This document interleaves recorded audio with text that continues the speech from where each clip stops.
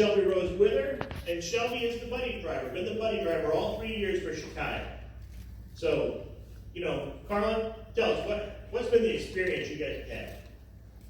Come on. You tell me. You tell me all the time. It is a very good experience for the little ones that have any type of disabilities, and to have a special buddy to support them. And for yourself? And for myself. It's great to see everybody grow. But thank you very much. Congratulations.